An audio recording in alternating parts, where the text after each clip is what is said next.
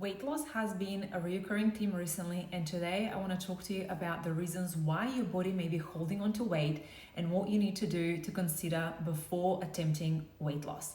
We need to look beyond the food, the exercise, the body shape that we want, because weight loss doesn't necessarily equal to being healthy. It is a complex topic to address and there is a lot of confusion, but once we understand how the body works and why this happens, we can make the right decisions and get the results that we want.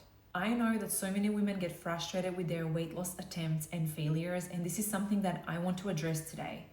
So I will cover the factors contributing to weight gain and why you may need to consider a different approach if you have been wanting to lose weight for some time. So let's get started. First and foremost, this is the most important thing to understand. There is no such thing as fast or slow metabolism.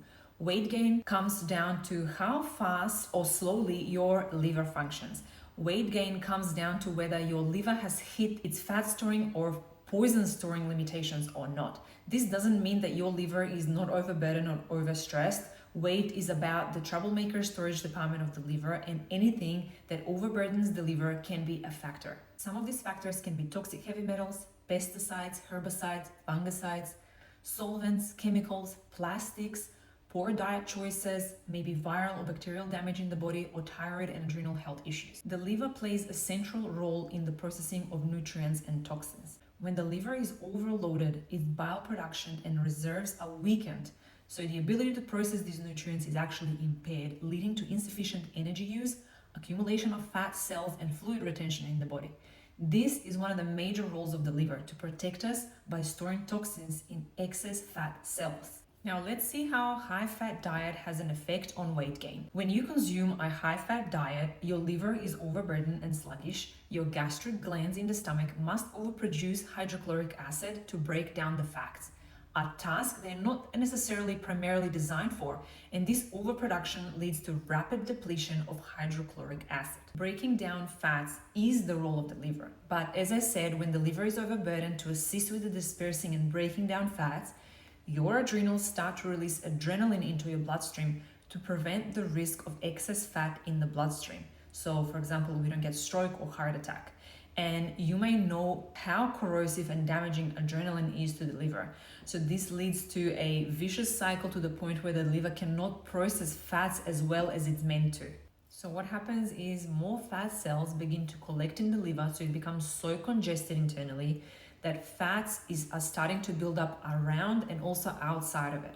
And this is basically how we get pre-fatty and then fatty liver developing. Over time, fat cells begin to accumulate in the intestinal tract and weight starts to cling on around the waist and eventually all over the body.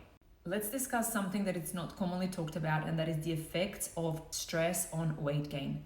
As I said before, your adrenal health and your thyroid health can also be a huge factor when it comes to weight loss.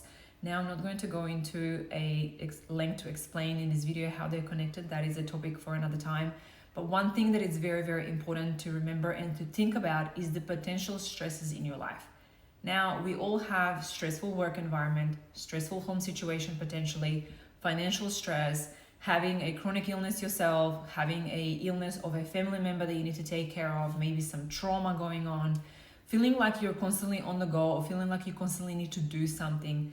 Also, are you being too busy to eat maybe? Are you under eating? Are you skipping meals or relying on caffeine? Or maybe you're intermittent fasting, or maybe you're unintentionally intermittent fasting. Also, are you exercising? What kind of exercise are you doing? Exercise is wonderful, but it can also be a very big stressor to the body. Some other few things to consider here is, how is your sleep? Do you sleep enough? What time do you go to bed? I have heard so many women say that they need 5 to 6 hours of sleep. Yes, but the question is, how long is that going to last before it affects your thyroid, your hormone levels, your general life, your fatigue? I don't know.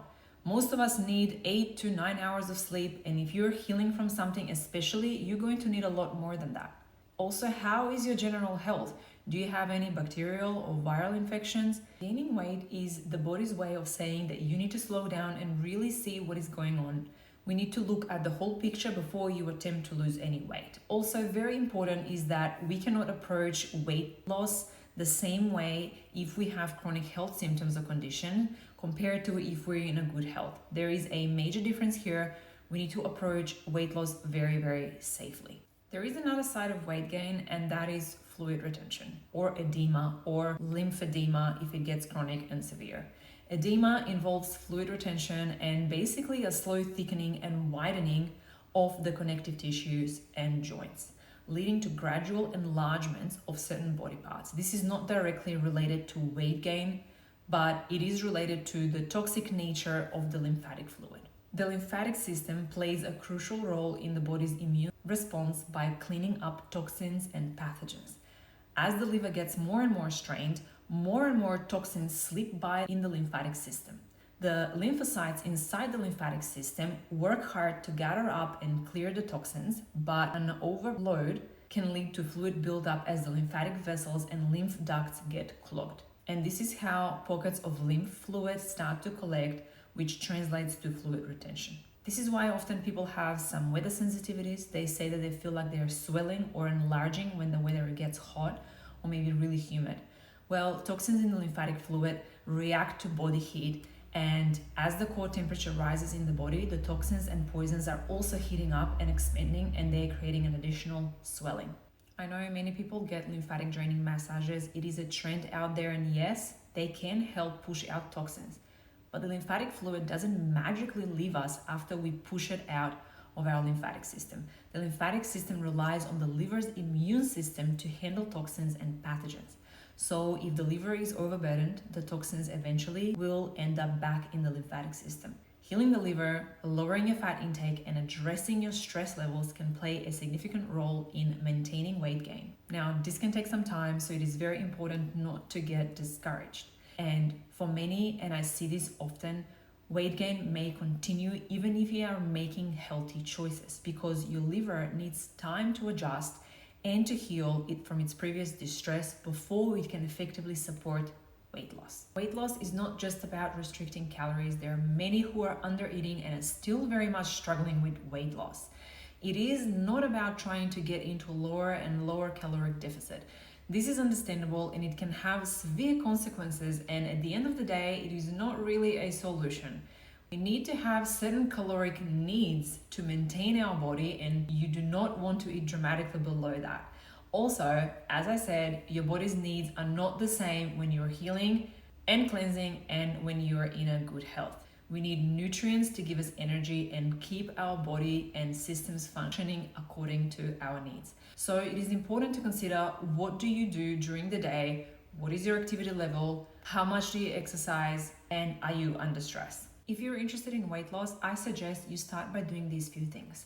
Lowering fats in your diet, whether it is from animal or plant-based sources, and supporting your liver with plenty of fruits, leafy greens, and vegetables. This will give your liver a break so it can start working on other important roles aside from just processing fats. Secondary, incorporating the heavy metal detox smoothie and drinking 16 ounces of straight celery juice on empty stomach. Detoxifying the liver, starting with the Medical Medium Morning Cleanse and then the Liver Rescue 369 cleanses. If you haven't heard of these ones before, I will leave links below of the Cleanse to Heal book by Medical Medium, as everything I explained is there. Another thing to consider is addressing toxins and other liver troublemakers and strengthening your immune system, especially if you're struggling with any type of chronic symptoms and conditions. We've come to the end of this video. I really hope that you found this helpful. Thank you so much for your time and for watching. I would love to hear your thoughts if you have any, or your experience. So if you have any questions or anything like that, leave me a comment below. For personalized guidance or to explore more resources, visit my website and of course follow me on Instagram. I will leave the links below. Until the next time, stay motivated and take good care of yourself.